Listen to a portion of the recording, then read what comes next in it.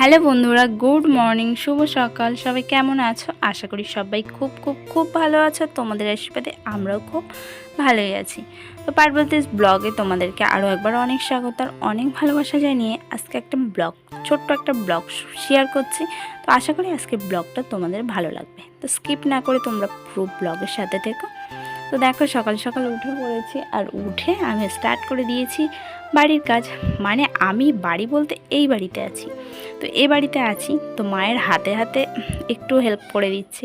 তো সকালবেলা উঠেই উঠোন ঝাড় দিলাম আর বাদবাকি কিছুটা কাজ করেছিলাম, যেগুলো হয়তো ভিডিও করতে পারিনি। তারপর চলে এসেছি এই দেখো জিনিসপত্র কাচাকুচি করতে। তো বেশ কিছুটা কাঁচা জিনিস জমেছিল আর মা একদমই পারে না, মায়ের যেহেতু শরীরটা একটু অসুস্থ। তো সেই জন্য আমি আসলে এগুলো চেষ্টা করছি যতটা যা পারি মায়ের সঙ্গে একটু হেল্প করার। আর যেহেতু কল টেনে দেখতেই পাচ্ছ, ও বাড়িতে হলে আবার এইটা ব্যাপার নেই, কলটা পাম্প করতে হয় না। তো যাই হোক, কল টেনে জিনিসপত্রগুলো কাঁচা কিছুটা হয়ে গেছে, এখন জিনিসপত্রগুলো ধুয়ে নিচ্ছি। তো জিনিসপত্রগুলো ধুয়ে আরও বেশ কিছুটা কাজ আছে। তো যাই হোক, আগে ঝটপট করে আমি জিনিসপত্রগুলো ধুয়ে নিই। আর আজকে কিন্তু বেশ সুন্দর রোদ উঠেছে। যাই হোক, আজকে নয়, এখন রেগুলারই বেশ সুন্দর রোদ ওঠে। তো এই রোদের মধ্যে একটু যদি বৃষ্টির দেখা পাওয়া যায় তাহলে কিন্তু মন্দ হয় না। যাই হোক, সব দিন কিন্তু বৃষ্টির দেখা পাওয়াই যায় না, তবুও কী করবো, আশায় থাকে যে কখন একটু বৃষ্টি আসবে। তো হ্যালো বন্ধুরা, গুড মর্নিং, শুভ সকাল। সবাই কেমন আছে? আশা করি সবাই খুব খুব খুব ভালো আছে। তোমাদের আশীর্বাদে আমরাও খুব ভালোই আছি। তো এখন সকাল ওই 8-9টার মতো বাজে। তো এখন আমার স্নান হয়ে গেছে আর স্নান করে দেখো রেডি হয়ে নিয়েছি, সিঁদুর টিঁদুর সব পরে নিয়েছি। তো মোটামুটি সকালের সব কাজ টাজ হয়ে গেছে। আর আমি যেহেতু এই বাড়িতে আছি, তো কিছুটা মায়ের সঙ্গে হেল্প করলাম, তারপর স্নান টান হয়ে গেছে। চলো এখন আবার কি আছে সেটা দেখা যাক। চলো তাহলে। তো ওদিকে কাজ করে বাড়ির সমস্ত কাজ করে আমি স্নান করে নিয়েছি আর তারপর সোনু ঘুম থেকে উঠে পড়েছে।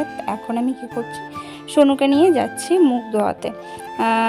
তো ওকে একটুখানি মুখটা ধোয়াতে হবে, তারপর খাওয়াতে হবে। তো যাই হোক, তার মধ্যে আরও কিছু তোমাদের সঙ্গে কথা শেয়ার করি। জানো তো, আমি তো এই বাড়িতে আছি।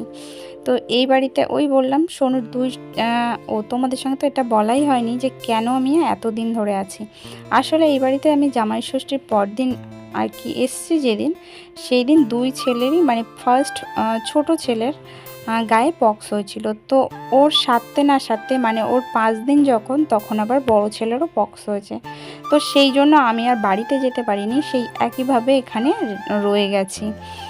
তো যাই হোক, 2-1 দিনের মধ্যে বাড়িতে ফিরে যাব। তো ওই দেখো, এটা হচ্ছে আর একটা কারণ। তো ওই জন্য বাড়িতে যেতে পারিনি। তো যাই হোক, সোনুর আমার মুখ ধোয়ানো হয়ে গেল আর এখন সোনু একটু পায়চারি করছে। আমি ততক্ষণ গিয়ে আর কি সুজিটা করে নেব। আর জানো তো বন্ধুরা, এই বাড়িতে আসলে অনেক স্মৃতিগুলো চোখের সামনে ভেসে ওঠে। একদিন ছোট্ট ছিলাম আর এই ছোট্ট একটা ঘরের মধ্যে আমরা ছিলাম 4 জন, কিন্তু সেখান থেকে পরিস্থিতিটা কেমন যেন বদলে গেল। হঠাৎ করে সেই বাড়ির মধ্যে আমার বাবা হঠাৎ করে মারা গেল। যাক, পরিস্থিতি কিন্তু আস্তে আস্তে অনেক খারাপ হয়ে গেল। তারপর ছোট্ট বয়সে আমার বিয়ে হয়ে গেল। সেখানে এখন আজ আমি সংসার করছি, বেশ 15 বছর হয়ে গেল। তারপর এখন এই বাড়িতে 2 জন। এখন শুধুমাত্র আসলে স্মৃতিগুলো ভেসে ওঠে যে কেমন ছিলাম, দিনগুলো কেমন ছিল। সত্যি বলতে খুব কষ্টের দিনগুলো। আর ছোট বয়সে যার বাবা মারা যায় সেই জানে সেই কষ্টটা। তো সেই কষ্টটা তো আছে, আর তার সাথে সাথে প্রত্যেকটা স্মৃতিগুলো যেন কুড়ে কুড়ে খায়। তবুও কী করার, মানুষ আস্তে আস্তে পরিবর্তনশীল, সময়ের সঙ্গে সঙ্গে সবাই পরিবর্তন হয়। তো সেই জন্য সমস্ত কষ্টটাকে বুকে চেপে আস্তে আস্তে সামনে এগিয়ে যেতে হচ্ছে বা যাচ্ছি, কারণ কিছু করার নেই। তো দেখো, কথা বলতে বলতে আমার মোটামুটি সোনুকে খাইয়ে তারপর নিজেরও খাওয়া দাওয়া হয়ে গেছে। তারপর এখন চলে এসেছি বাসন মাজতে। আসলে আজকে মায়ের শরীরটা না খুবই অসুস্থ বলতে মা নর্মালি সবসময় মেডিসিন কিছু খেতে হয়। আসলে মায়ের কয়েকটা প্রবলেম আছে, তো সেই জন্য তো মায়ের আজকেও শরীরটা একটু অসুস্থ ছিল। আর মেডিসিনটা খেলে মা প্রচুর পরিমাণে ঘুম আর কি আসে। তো সেই জন্য যতটা পাচ্ছি নিজে নিজে হেল্প করছি। আর মায়ের সাথে মেয়ে মানে দুজন মা মেয়ে একসঙ্গে যদি কাজ করা যায় মানে বাড়ির সমস্ত কাজ, তাহলে কাজগুলো খুব সহজ হয়ে যায়। তো সেই জন্য মা আর আমি দুজন মিলেই সমস্ত বাড়ির কাজগুলো আজকে করে নিচ্ছি। যদিও আজ থেকে যদি মোটামুটি 5-7 বছর আগের আমাকে দেখা যায়, এই বাড়িতে এসে কোনো কাজই করতাম না, তখন শুধুই ঘুমাতাম আর শুধুই মানে সবার সঙ্গে গল্প করতাম।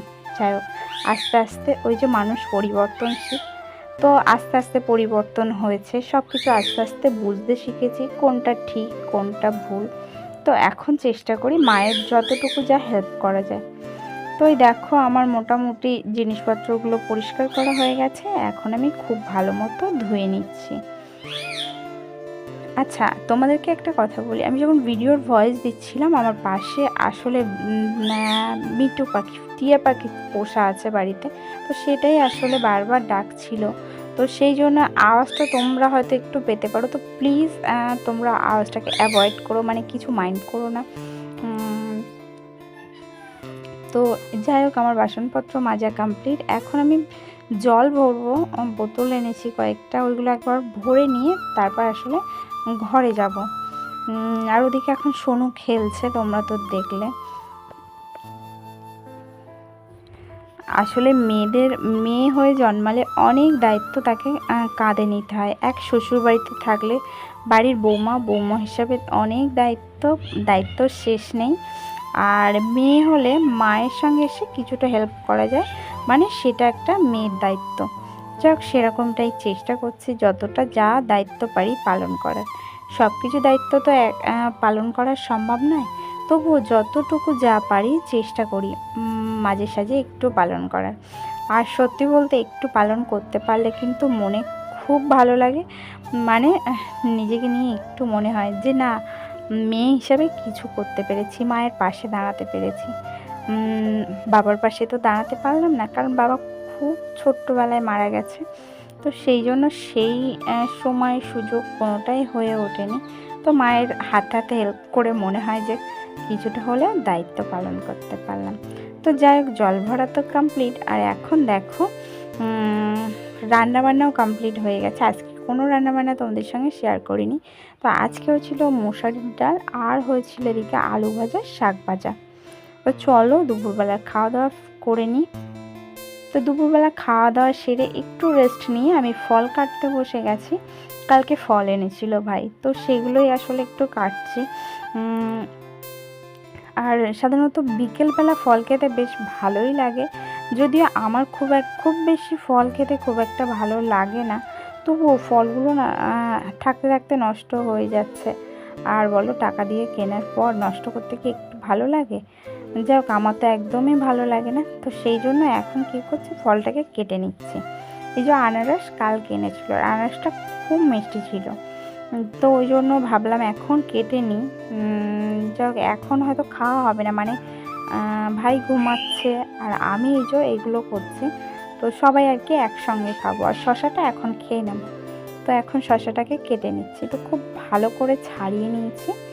আর ওই মধ্যিখানের একটা শিরা টাইপের থাকে, মানে আনারসের যে মধ্যিখানের অংশটা, তো সেটাকে অনেকটা পরিমাণ বাদ দিয়ে ফেলে দিলাম, দিয়ে খুব ছোট্ট ছোট্ট করে পিস করে নিচ্ছে। আর এই এক চালার মতো ছিল, আগের দিন যেহেতু মানে একটা গোটা আনা হয়েছিল, হাফ আগের দিন খাওয়া হয়ে গেছিল। তো এখন এই দেখো শশাটাকেও খুব ভালো মতো করে ছাড়িয়ে নিচ্ছে। আর শশা কিন্তু যে কোনো সময় বেশ ভালোই লাগে, সে বিকেল হোক আর সকাল, সে মুড়ি দিয়ে মাখা হোক বা ভাত দিয়ে বা শুধু, যাই হোক শশা কিন্তু বেশ ভালোই লাগে। তো যাই হোক, শশাগুলোকে দাঁড়াও এখন ঝটপট করে ছাড়িয়ে নিই। তো যাই হোক, আমার শশা ছাড়ানো কমপ্লিট, এখন আমি শশাটাকে খেয়ে নেব। তো তারপর আবার চলে আসলাম ইভিনিংয়ে। তো গুড ইভিনিং বন্ধুরা। এই দেখো ইভিনিংয়ে কী হচ্ছে বলো তো, এটা মশলা মুড়ি বানানো হচ্ছে। তো তার জন্য শশা কাটা হয়েছে, লঙ্কা আর একটু লবণ দিয়ে খুব ভালো মতো মেখে নেওয়া হয়েছে। আর এদিকে পেঁয়াজও কাটা আছে, ওদিকে মুড়ি ঢালা হচ্ছে। তো মুড়ি ঢালাটা পুরোপুরি আমি তোমাদেরকে দেখাতে পারিনি। তো এই যে মুড়ি আমার ঢালা হয়ে গেছে, আমার নয় সরি মায়ের মূলত আজকে মশলা মুড়িটা বানাচ্ছে। আর মায়ের হাতের জিনিস তো সবসময় স্পেশাল। তো দেখো আম তেল দিয়ে দিলাম, আর তার মধ্যে দিয়ে দেওয়া হয়েছে শসা, কাঁচা লঙ্কা। এখন দিয়ে দেবো পেঁয়াজ। এই যে পেঁয়াজটাও দেওয়া হয়ে গেছে, তবে পেঁয়াজটা আরেকটু কুচি কুচি করে কাটলে বেশি ভালো হতো, যাই হোক একটু বড় হয়ে গেছে। আর এখন দিয়ে দিচ্ছি আমি বেশ কিছুটা ঝুড়ি ভাজা। তো দাঁড়াও, তাহলে মশলা মুড়ি মানে এই যে মশলা মুড়ি বানাতে বানাতে তাহলে আজকে ভিডিওটা এখানেই শেষ করা যাক। তো কেমন লাগলো আজকের ভিডিওটা সেটা তোমরা কমেন্ট করে অবশ্যই জানিও। আর যদি তোমাদের ভালো লেগে থাকে অবশ্যই একটা লাইক কমেন্ট করে দিও। আর যারা নতুন দেখছো তাদেরকে বলবো একটা সাবস্ক্রাইব করে পাশে থেকো। তো দেখো এই যে আমার মশলা মুড়িটা মাখানো হয়ে গেছে। আর তোমরা কারা কারা এইভাবে মশলা মুড়ি বানাও অবশ্যই আমাকে কমেন্ট করে কিন্তু জানাতে ভুলো না। আর আজকে মশলা মুড়ি বানানোটা কিন্তু এক কথায় দারুণ হয়েছিল। তো চলো আমি একটুখানি টেস্ট করে নিই। তো টেস্ট করতে করতে টাটা, বাই বাই।